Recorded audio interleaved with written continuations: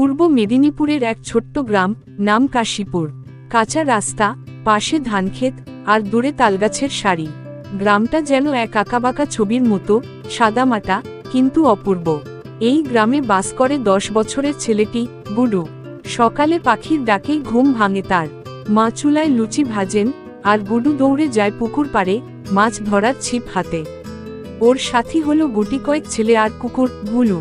গ্রামের স্কুলটা মাটির দেওয়াল আর খড়ের ছাউনিতে, কিন্তু শিক্ষক মশাইয়ের উৎসাহে পড়াশোনার কোনো ঘাটতি নেই।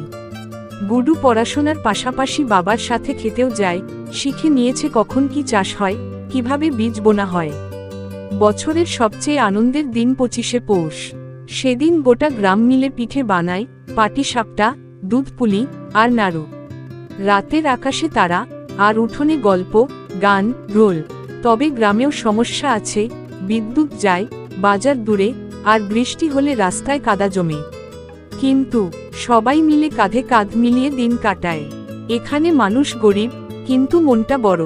গুডুর স্বপ্ন, সে বড় হয়ে কৃষিবিদ হবে। সে চায় আধুনিক চাষের পদ্ধতি এনে তার গ্রামটাকে বদলে দিতে।